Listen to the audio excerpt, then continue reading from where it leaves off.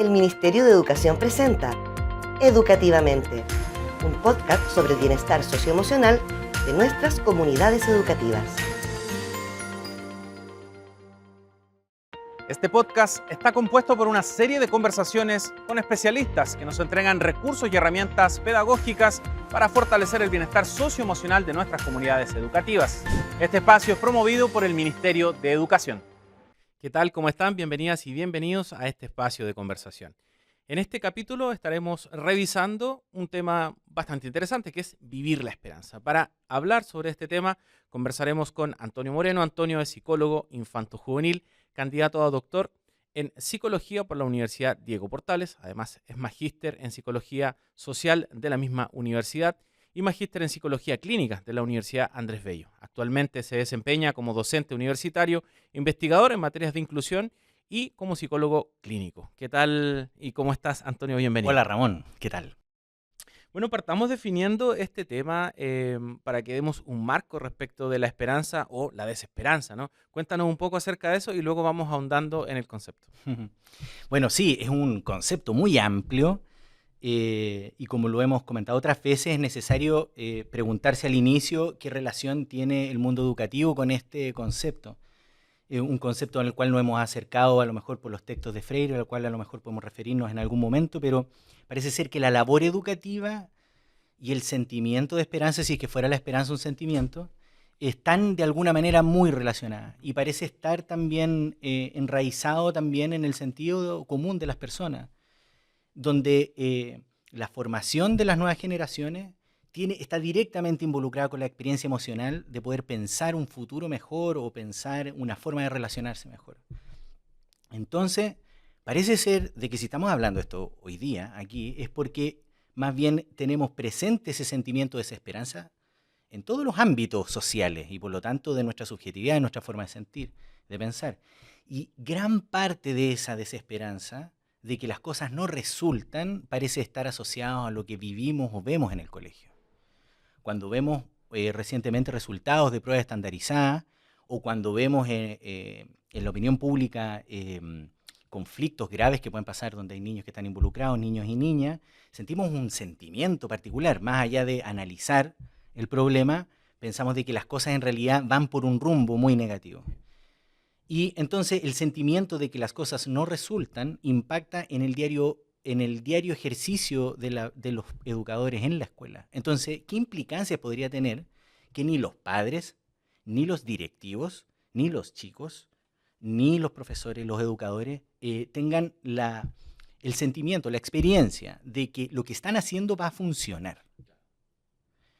El psicoanálisis tiene una aproximación a propósito de lo que pensaba Freud, de que educar era una de las tareas imposibles, como gobernar, o como analizar también, pero y ahí se refiere más bien al punto, hay dos ideas importantes que podemos recoger, porque por una parte hay algo que es enigmático, no podemos controlar del todo lo que pasa con los seres humanos, sobre todo cuando son niños y niñas, no hay un control completo sobre lo que está pasando y tendemos a construir un ideal encima de eso. Entonces, ¿será que en realidad siempre es desesperanzador educar? ¿Porque la tarea es imposible?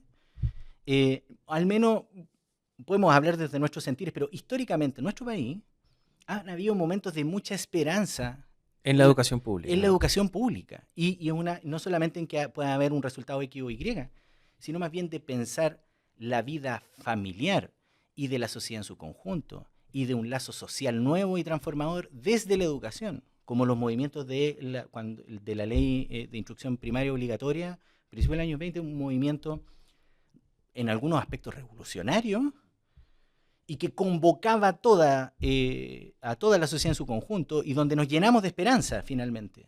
Uno podría decir en la esperanza de la modernidad, pero tratemos de ser un poco más acotados. Y en la reforma de Freire de los años 60 todavía incluso tenía como una especie de empujón de una esperanza en una reconstrucción social, afectiva, familiar, a propósito de una apuesta y un impulso que ha llegado casi hasta ahora, donde en realidad algo pasa en este capitalismo tardío que nada funciona mucho. Hemos visto una muy intensa movilización esperanzadora de la comunidad educativa, podemos decir, también con las reivindicaciones históricas de los profesores. y el movimiento estudiantil sumado, un momento de transformación, y como que la desesperanza se instaló, digamos que cada uno puede hacer un juicio, decir, realmente las cosas cambiaron, no se transformaron como pensamos. Y volvemos a la escuela. Y nada de ese espíritu de confianza está presente. Entonces, estamos convocados a pensar cuáles son las implicancias, qué tan necesario es eso. Yo ahí terminaría esa como idea inicial entendiendo de que tiene consecuencias bien graves porque también en la fe pública, cuando el profesor dice no respeta mi rol, es porque también el sentido común o las personas en su fe pública no encuentran legítimo lo que los profesores o la escuela ha preparado para su comunidad. Claro. Se ha perdido legitimidad, hay un problema que excede a la escuela y vivimos un poco en eso. Entonces, bueno, ahí la pregunta viene, ¿no? Es muy grave el problema de la desesperanza, afecta a todos los procesos subjetivos, emocionales, aprendizaje de la comunidad completa. Entonces, ¿qué? Se instala la desesperanza en la escuela. Entonces, cuando se instala la desesperanza en la escuela, planteando esta lógica, ¿qué se puede hacer? Bueno, quizás algo que podemos empezar a hacer es partir por casa, uno podría decir, ¿no? Y si es necesario volver a reconstruir algo, no lo podemos hacer quizás todavía en forma inmediata en el contexto social completo, pero sí a nivel de nuestra comunidad. Se ha buscado a través de distintos instrumentos de la política pública hacer esto, desde los planes de mejora o espacios de democratización del espacio escolar. Posiblemente ese es el impulso que está detrás, ¿no? Es que nos podamos congregarnos para reconstruir algo. Ahora, parece ser una cosa a propósito del psicoanálisis o de las tareas imposibles, resulta útil reencuadrar. Entonces es como cuando en casa uno se puede sentar y congregarse a la mesa y hagamos un reencuadre, ¿sí? Porque nada funciona, entonces ya, ¿qué es lo que tiene que ocurrir en la escuela? ¿Sí? A veces cuando invitamos a los papás a la escuela, invitamos a toda la comunidad, hacemos como una especie también de sermón, lo hemos conversado en las otras conversaciones, moral, que uno tendría que hacer un análisis de contenido de lo que dijo el líder pedagógico ahí, que estaba hablando de una serie de conceptos, pero ¿cuál es el rol del docente? En ese sentido yo creo que hay que relegitimar ese rol, y para mí relegitimar ese rol tiene que ver con que cuando los padres llevan a sus hijos, los apoderados, a educarse, tienen que entender o aceptar, legitimar ese rol transformador de quien está coordinando, facilitando los aprendizajes, que es el profesor. Es posible que sin esa legitimación inicial no es posible ningún tratamiento. En el mundo de la psicología, si no existe ese llamado contrato psicológico, se puede llamar de distintas maneras, pero tiene que haber una aceptación de roles, que es previo a lo que va a pasar, ¿sí? Entonces, eso sí es posible de ser convocado, que es como decir, bueno, ¿qué va a hacer el profesor este año en términos de la profesora en su rol transformado? Es un rol que va a devolver la esperanza a las familias y a esa comunidad, de que con esos aprendizajes y esas relaciones que se van a construir va a cambiar las condiciones de vida experienciales de esa familia. Ese mensaje está al inicio, entonces debe haber una adhesión inicial. Como decir, ¿estamos de acuerdo? ¿Vamos a hacer esto? Sí. Si hay objeciones se pueden discutir en un primer momento, pero bajo esa legitimidad podemos hacer también lo siguiente. Hay otro aspecto de ese reencuadre que tiene que ver con aceptar la diversidad, que tiene que ver con otra de las cosas que hemos conversado. Que también es un reencuadre también para los propios profesores y también para los papás, ¿no? Es como decir, no estamos en un mundo homogéneo, nuestra comunidad no es homogénea. Y es un punto de partida. Por lo tanto, todo lo que va a ocurrir en el año es a partir de la diferencia. Claro, es más entendible cuando lo decimos hacia los papás, que más bien aceptan a lo mejor, o con mucha dificultad algunos niños o otros papás, aceptan con mucha dificultad quizás la forma de que tiene algún profesor. Pero no tiene que ser una aceptación forzosa, debería ser una convocatoria para que puedan construir una ilusión, una esperanza de que cuál va a ser el resultado de que mi hijo estudie en un contexto diverso. Es posible que sea una gran oportunidad si no está esa posibilidad de fantasear o de construir una ilusión sobre ese contrato social inicial. Lo que va a ocurrir de parte de los papás es que van a tener que aguantar que hayan niños diferentes. Y lo mismo pasa también respecto al rol docente, de que también hay una ilusión de que quizás sus problemas o los problemas van a desaparecer cuando todos los niños se comporten de la misma forma Y en realidad eso no va a ocurrir. En el reencuadre lo que tenemos que entender es que es diverso de inicio. Y deberíamos tratar de construir ahí una ilusión de que va a pasar después de que pasemos por ese espacio diverso, como reglas de reencuadre. Y yo diría que una tercera cosa, respecto y que también son materias de estos espacios de conversación como el que tenemos del autocuidado y del bienestar docente, donde hay un aspecto emocional del reconocimiento de las emociones de cada profesor, pero es necesario de que nos corresponsabilicemos. O sea, que haya una noción de colectivo, aunque haya malestares, porque vamos a tener que enfrentar conflictos, los vamos a tener que enfrentar. No tenemos por qué perder la esperanza por eso. El punto es que podamos, si yo voy a una instancia de aprendizaje que va a ser tensa, donde va a haber un conflicto, también está la comunidad detrás, respaldándome cuando yo me enfrento también a esa interacción. Y eso transmite una esperanza también a mí mismo, y también si estoy en el rol del interventor y todos los que están atrás también en eso.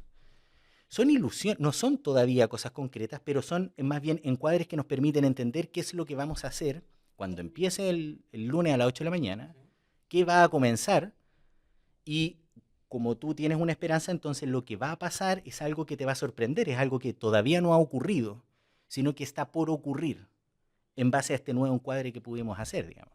Si tuviéramos que analizar otro aspecto de la esperanza, ¿por qué se va perdiendo la esperanza? De repente se acepta inicialmente, se generan ciertas esperanzas en lo que va a pasar en el año académico y se va perdiendo en el camino. ¿Qué pasa ahí? Cuando tú lo preguntas, me hace pensar también porque hay algo del fenómeno, a lo mejor de sostener una ilusión, hay algunas formas también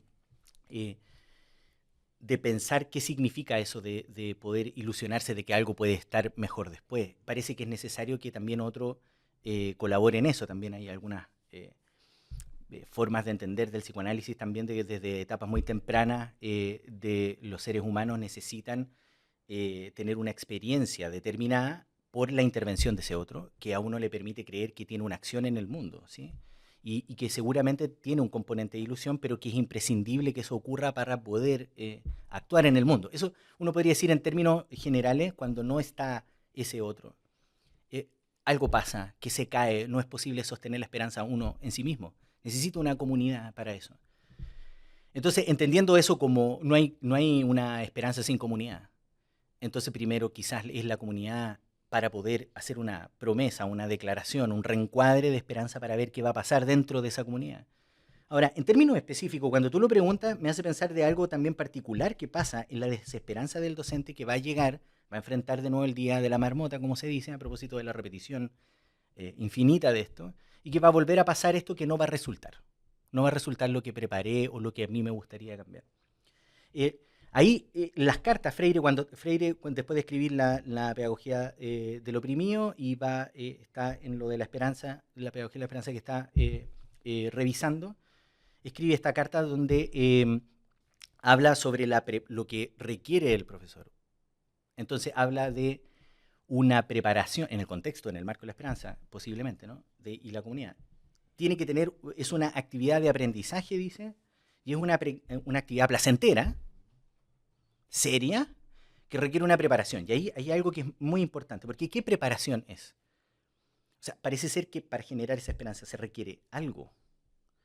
Y si uno sigue esa línea, eso que se requiere, él dice, es una preparación física, emocional, que desde las herramientas que estamos hoy día pensando en el mundo educativo podemos sacarle trote a eso.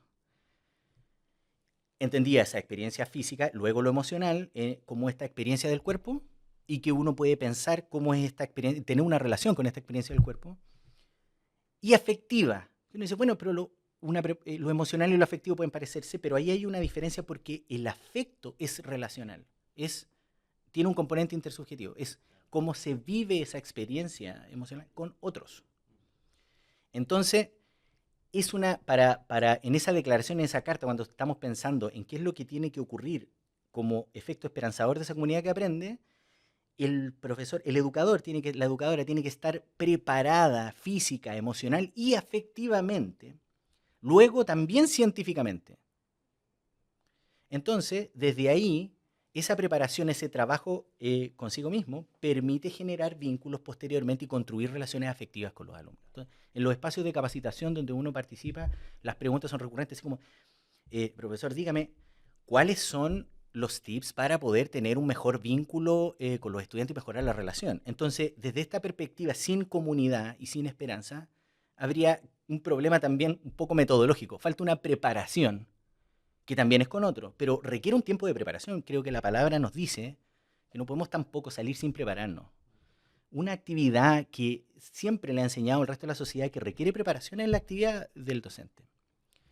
Y esa preparación también es afectiva emocional. Y hay un momento en el cual hay una preparación en la relación con los estudiantes y con los apoderados que le permite a ese profesor poder construir una relación significativa y ilusionarse cuando el apoderado viene a hablar sobre su hijo con el profesor, la profesora, pide algo de esperanza.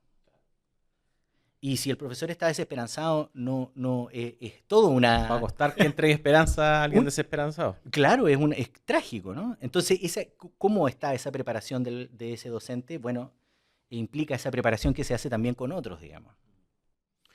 Cuando los profesores o los docentes en general están atrapados en este Día de la Marmota que tú comentas. Bueno, el Día de la Marmota, no sé si todos lo han visto, pero es cuando Bill Murray vive el mismo día que el 2 de febrero, el Día de la Marmota en Estados Unidos, una y otra vez, pero en algún momento el personaje encuentra una salida al Día de la Marmota, encuentra una esperanza también, ¿no?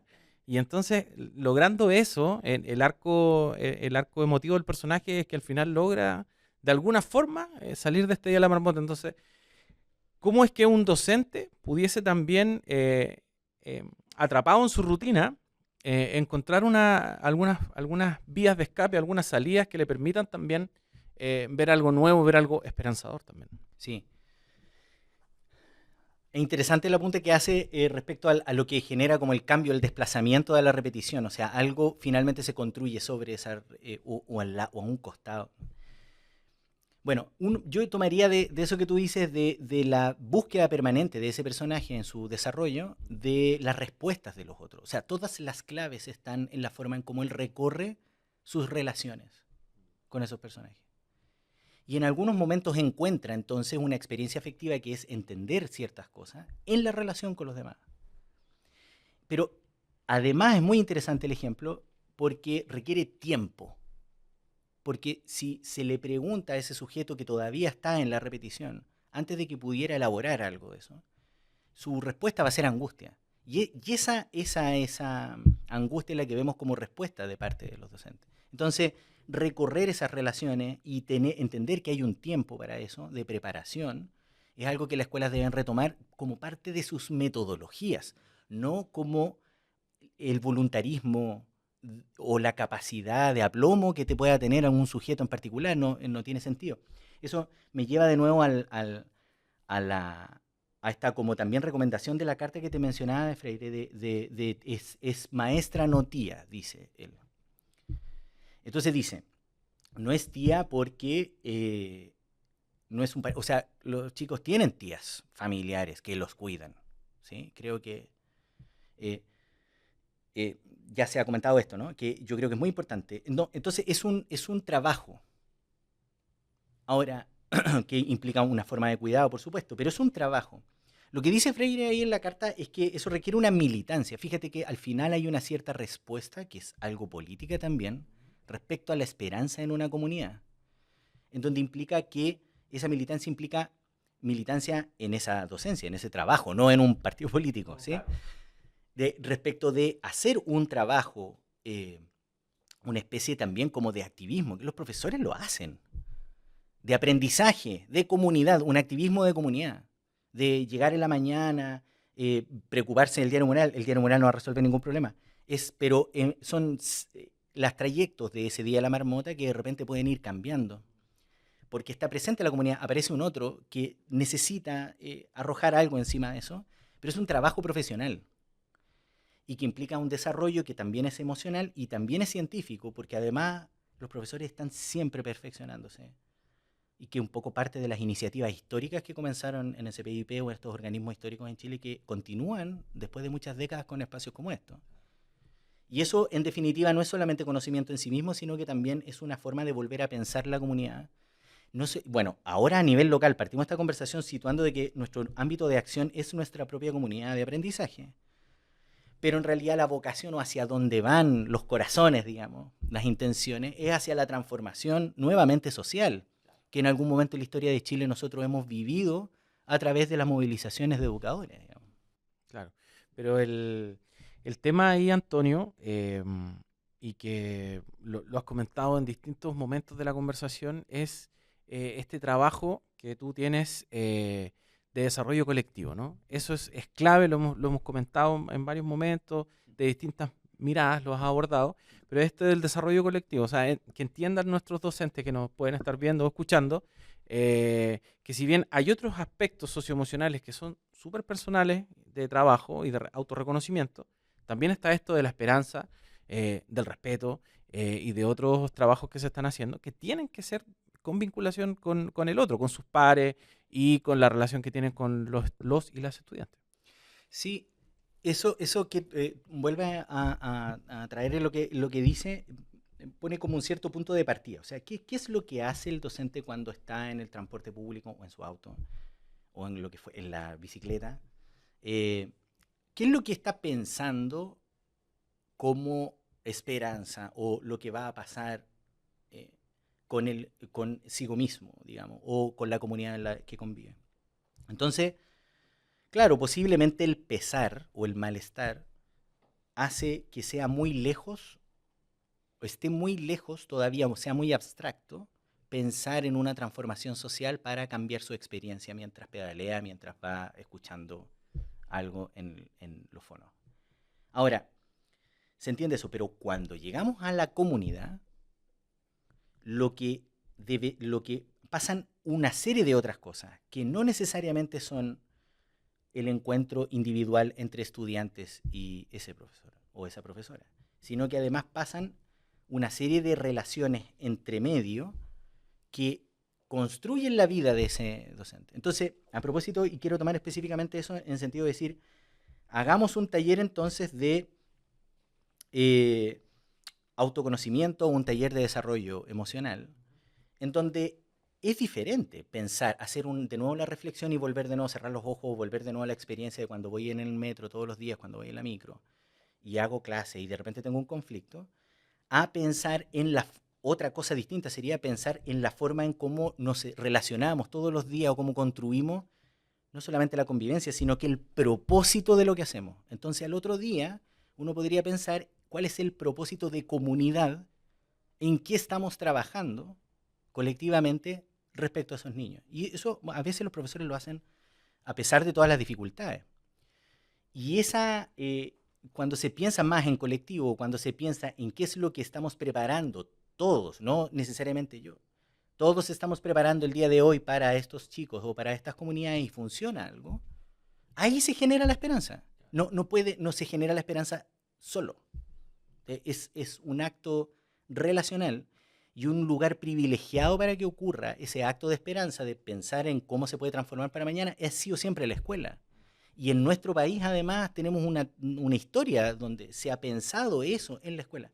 Y cuando en algún momento los profesores, por su precarización y su desprofesionalización sistemática, han dejado de pensar esa comunidad dentro de la escuela, fueron los chicos los que en el cambio de siglo, el cambio de milenio, generaron un movimiento esperanzador. Y en realidad, en base a tirar las mochilas por afuera, podemos ver cuáles fueron los efectos de eso, pero yo creo que todos estaríamos disponibles para reconocer que eso fue una restitución de esperanza en algún punto, en donde con ese acto que es colectivo, todas las familias y los propios chicos y también los profesores van a encontrar de nuevo un sentido a lo que están haciendo, a la comunidad y a lo que va a pasar el día de mañana. Entonces eso sí lo podemos hacer en la comunidad hoy día, no necesitamos tirar las mochilas para afuera. Bueno, a lo mejor sí, no estoy diciendo que no, pero creo que también se puede hacer ese como también especie de manifiesto, recuperando, no solamente inventando cosas nuevas, sino que también viendo nuestra historia con atención, digamos. Claro, como revalorizando y recuperando ciertos momentos históricos de la educación chilena. Uh-huh. Bueno, Antonio, queremos agradecerte mucho tu tiempo por haber estado conversando con nosotros sobre la esperanza, que es un tema tal vez de los más profundos que hemos conversado en esta serie de podcasts o esta serie de conversaciones. Muchísimas gracias, Antonio. Así es. Gracias, Raúl. Bueno, muchísimas gracias a ustedes también que nos estuvieron viendo o escuchando por distintas plataformas en esta serie de conversaciones con especialistas que nos entregan algunas claves para mejorar nuestro bienestar socioemocional en las comunidades educativas y también velando por la salud mental de los docentes. Muchísimas gracias y nos reencontramos en otro capítulo. Nos vemos. Este podcast está conformado por una serie de conversaciones con especialistas que nos entregan recursos y herramientas formativas, pedagógicas, que fortalecen el bienestar socioemocional de nuestras comunidades educativas. Las y los invitamos a seguir viendo este espacio que es promovido por el Ministerio de Educación. El Ministerio de Educación presentó Educativamente, un podcast sobre el bienestar socioemocional de nuestras comunidades educativas. Ministerio de Educación, Gobierno de Chile. Chile avanza contigo.